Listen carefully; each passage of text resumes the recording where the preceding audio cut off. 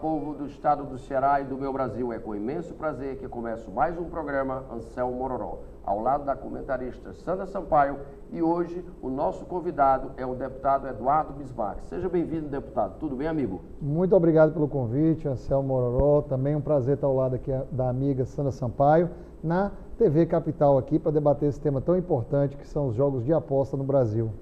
Que legal. Você participar disso, está representando o nosso estado do Ceará nessa comissão, nessa bancada, que é um assunto que já deveria ter sido resolvido há muitos anos atrás. Deputado, o que você acha que vai acontecer com essa votação e qual seria as benéficas que traria para o nosso país e para o povo do Brasil? Bom, Anselmo, no ano passado, foi instituído pelo presidente Arthur Lira o grupo de trabalho para analisar um projeto que já existe na Câmara dos Deputados desde 1991. Naquela época, a informação que nós temos é que a comissão que existia na época estudou profundamente o tema jogos no mundo inteiro. E nós nos unimos lá no grupo de trabalho, onde o único deputado representante do Ceará nesse grupo de trabalho era eu, e debatemos o que era melhor para o país em termos de casas de aposta. Finalizamos um texto no ano passado, através da relatoria do meu amigo deputado Felipe Carreiras, de Pernambuco, e vamos apresentar esse texto ao plenário agora, no início desse ano. Acredito que até o final aí do primeiro semestre de 2022, esse projeto já esteja aprovado e seja enviado ao Senado para fazer a sua análise. É um texto bastante rebuscado, mas que contempla e estuda profundamente a questão dos jogos de aposta aqui no Brasil, observando não só a realidade de hoje, mas também investimentos futuros que podem vir para o estado do Ceará, por exemplo. Deputado Eduardo, você vê que em países de primeiro mundo, o jogo, cassinos de loteria, apostas de cavalo, os bettings no mundo inteiro, eles são muito bem aceitos, eles geram renda para as cidades e para a nação e empregam muito. E por que no nosso país nós não já temos há muitos anos esses belos cassinos aqui, os valores que eles trazem, que agregam na sociedade para todo o segmento, não só dos restaurantes, dos taxistas, das lojas, do shopping, companhias aéreas, porque esse delay tão grande, porque o governo quer ficar com o jogo, o governo federal quer ficar com o jogo, não quer dividir para a sociedade privada? Olha, realmente é uma coisa que eu não compreendo. O Brasil é o único país das Américas, e aí eu falo da América do Norte, da América Central, da América do Sul, que não tem cassinos.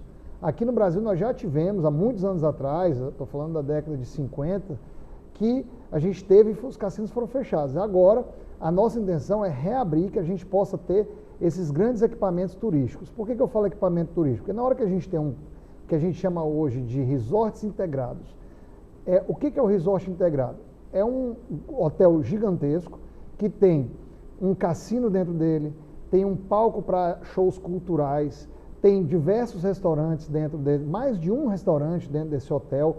Normalmente está numa localidade turística, como uma cidade pequena, praiana muitas vezes, e aí recebe um investimento vultuoso para a construção de um cassino, para a construção desse resort. Com esse resort, vários outros serviços são agregados em torno daquela cidade.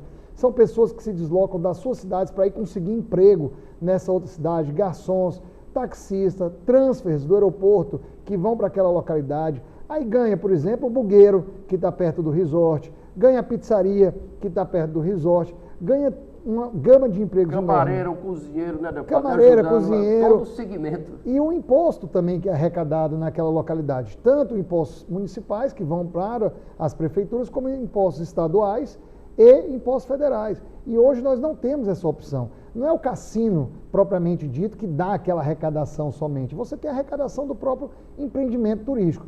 E em torno de um equipamento desse, normalmente esse equipamento é um equipamento âncora. Vários outros equipamentos são montados, vários outros negócios.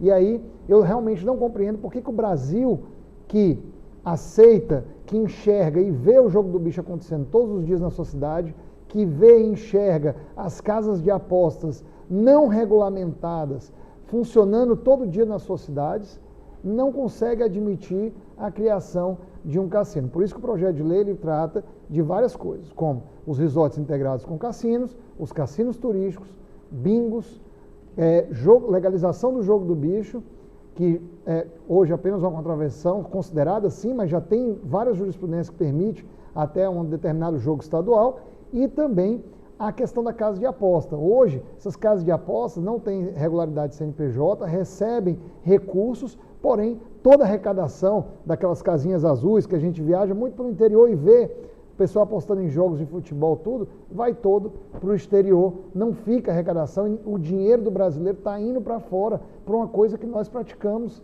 todos os dias. Deputado, então, você falando no Brasil, eu quero falar do nosso Ceará, né? Como seria para a gente aqui, principalmente aqui no Fortaleza, Nordeste maravilhoso, a gente tem as praias, os cassinos, ficaria aqui em Fortaleza, ficaria em praias como o resort mesmo que você falou, ou não? O Ceará está isento, não entra nessa história? Me explica isso. Bom, para não haver uma guerra entre os estados de quem que ficaria com cada licença e tal, qual foi o conceito que nós criamos dentro do projeto? O conceito do cassino integrado e do cassino turístico. E aí você teria, num primeiro momento, a permissão da licença para a construção do cassino integrado, que é aquele equipamento âncora maior que eu mencionei, e após esse é que seriam dadas as licenças para o cassino turístico. Quem que leva? Quem apresenta o melhor projeto. E aí quem apresentar o melhor projeto vai poder, o melhor projeto com maior volume de investimentos para o Estado. É como se fosse uma licitação, se a gente pudesse falar assim para quem está nos ouvindo nos entender. É uma modalidade de licitação que a pessoa apresenta o projeto com maior investimento, uma técnica e preço.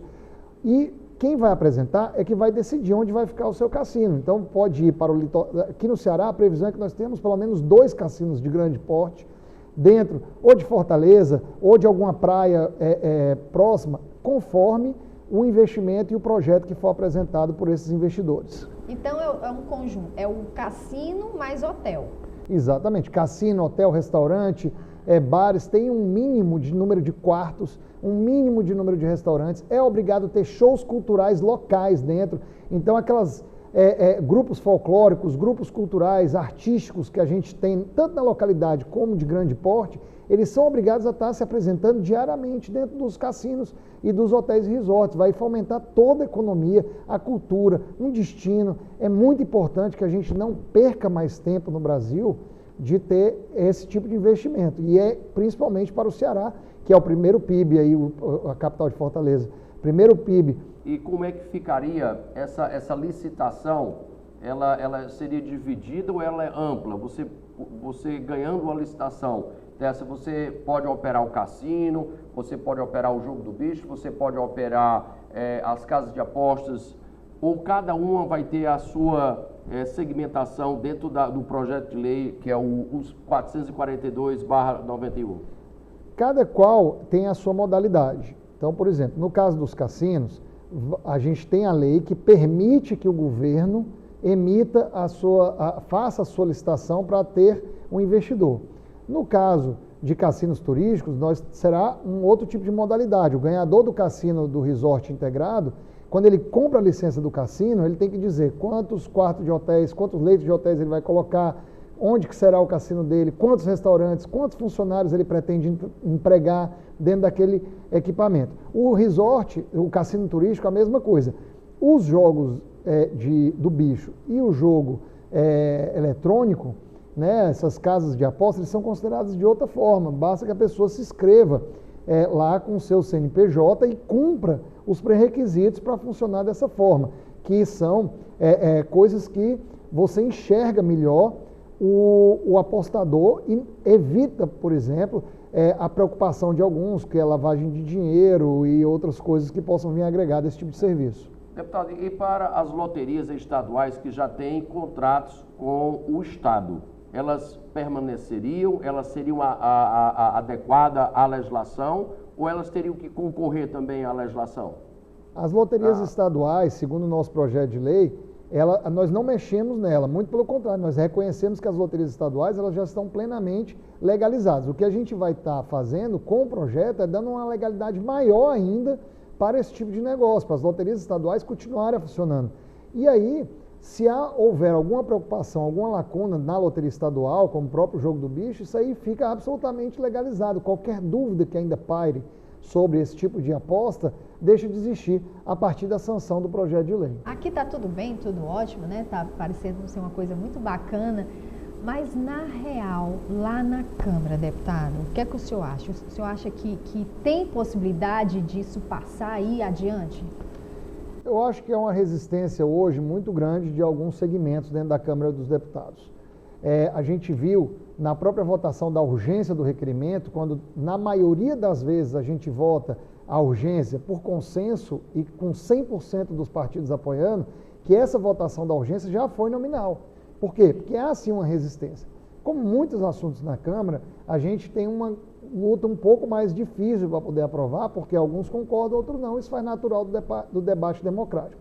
Porém, eu vejo hoje a Câmara dos Deputados com mais pessoas que concordam com a aprovação desse projeto do que são contrários. Haverá uma resistência, mas eu acho muito difícil que, da forma como o projeto se encontra, que foi absolutamente estudado, pensado, foi muito bem elaborado, haja uma negativa para esse projeto. Acredito até que o Senado poderá promover algum tipo de alteração quando o projeto for para lá e esse projeto retorne ainda para a Câmara validar essas alterações. É normal, né, deputado? Faz parte do processo, acontece isso com a maioria dos projetos.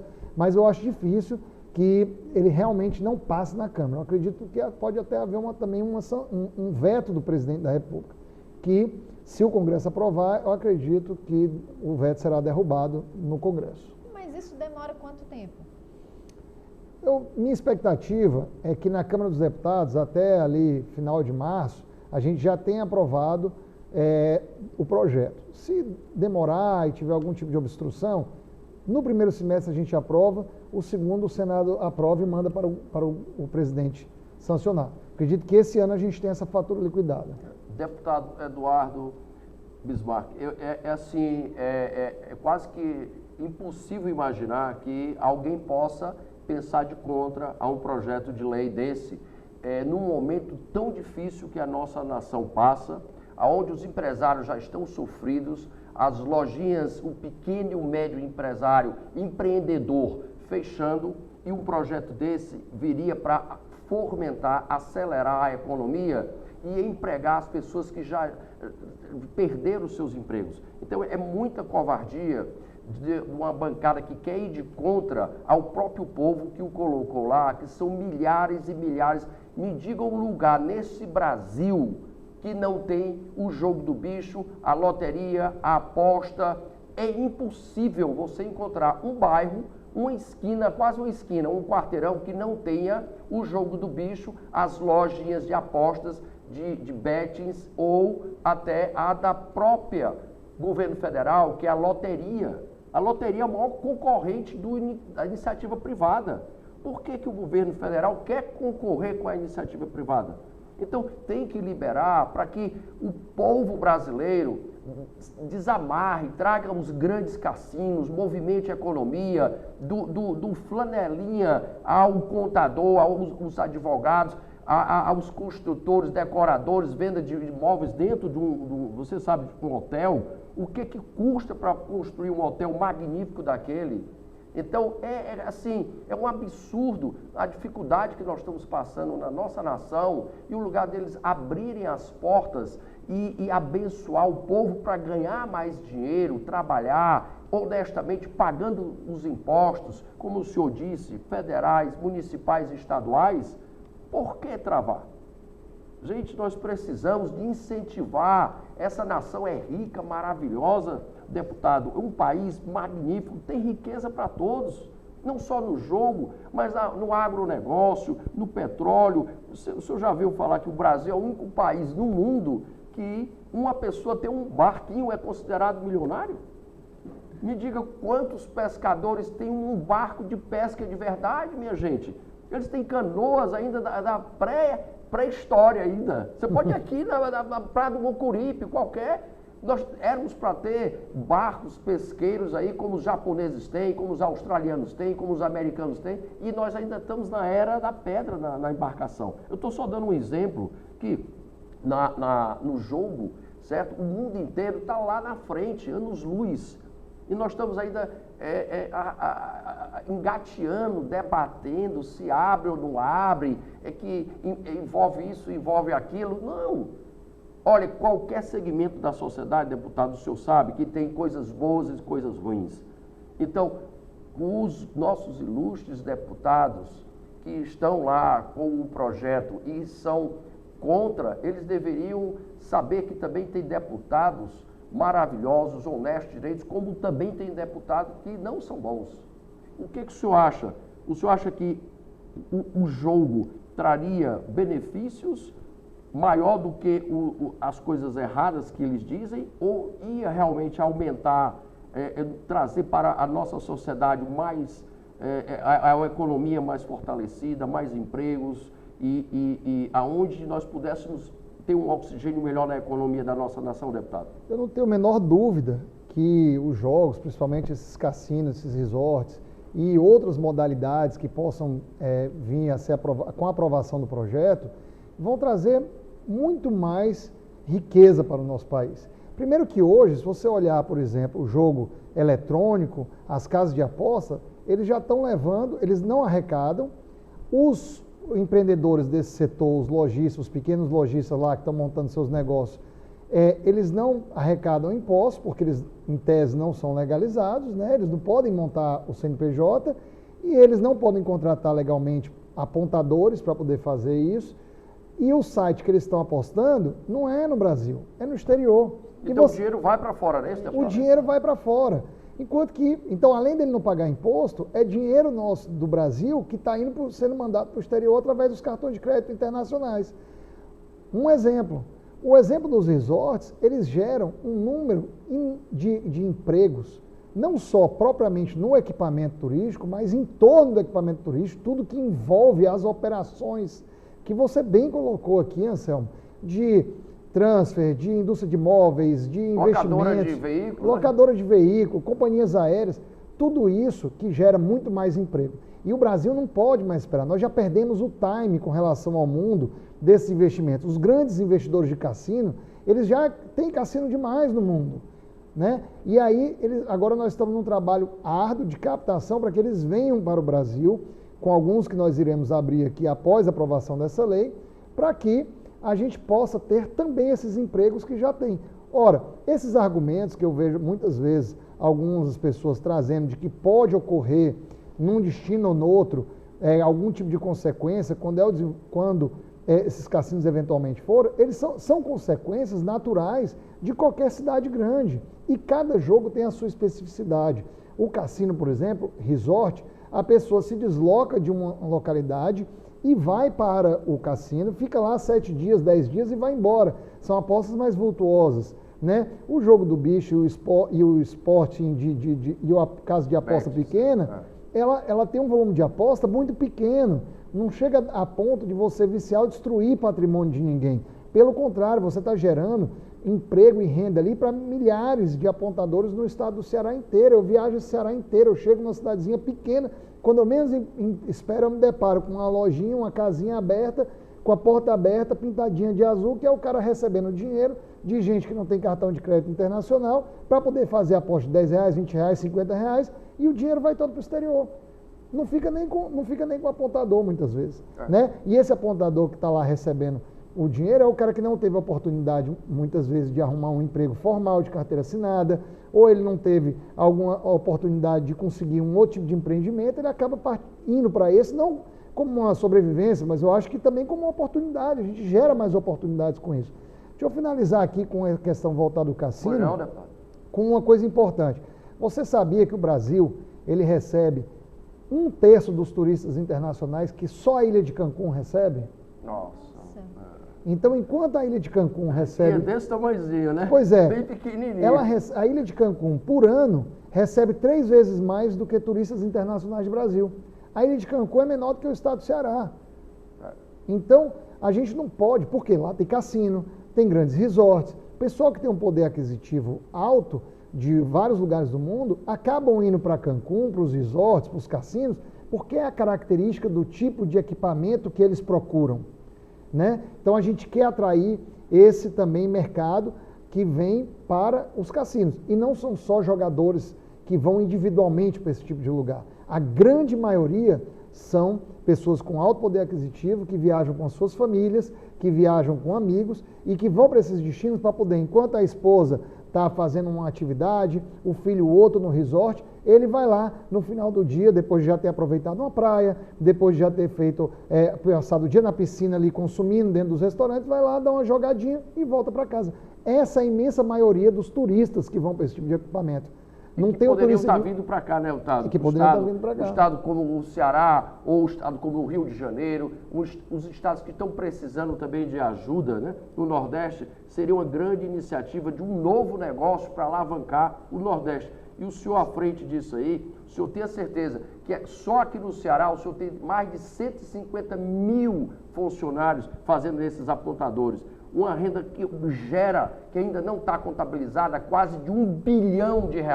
Vou repetir, quase R$1 bilhão. Isso tem que ser regulamentado, isso tem que passar pelo Banco Central, pela Receita Federal, pela a Prefeitura, o Governo do Estado e o Governo Federal, para gerar impostos. E aquele apontador, 150 mil homens no estado do Ceará, que é uma boa parte, são pessoas que perderam o emprego, são pessoas aposentadas, pessoas que não têm mais a capacidade das grandes e boas empresas absorverem, eles estão absorvendo, deputado. Então, esses homens, eles elegem pessoas também. Então, se o senhor está representando eles, eu tenho certeza que eles também terão reconhecimento do senhor. Eu até agradeço as palavras. A gente luta, obviamente, a cada 4 anos para estar aí colocando nosso nome à disposição e pedindo um reconhecimento da sociedade, mas eu faço isso muito porque eu acredito nessa causa, eu acredito nisso que você acabou de colocar.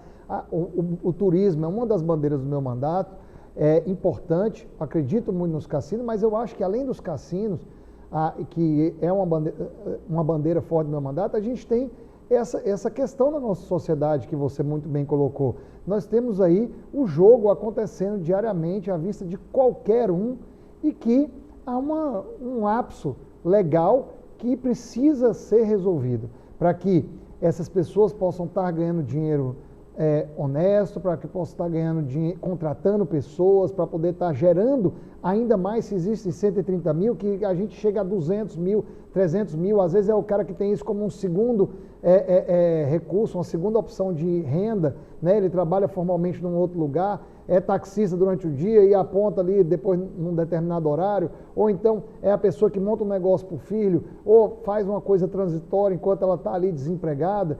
Você tem N situações. A partir do momento que você joga a luz sobre esse tipo de negócio, ou seja, o poder público enxerga essas pessoas, a gente acaba com a evasão fiscal, que é o envio de dinheiro brasileiro para o exterior, a gente acaba com a possibilidade de lavagem de dinheiro e a gente vai fazer tudo, que é uma coisa que o projeto prevê, eletronicamente, passando pelo sistema bancário, sabendo de quem é o dinheiro e quem recebe o prêmio, cadastrando as pessoas que vão participar, como é hoje no mundo inteiro. A TV Capital está muito agradecida em tê-lo aqui, esclarecendo essa dúvida, que eu acho que todo mundo estava sem saber o que pensar, o que entender, né?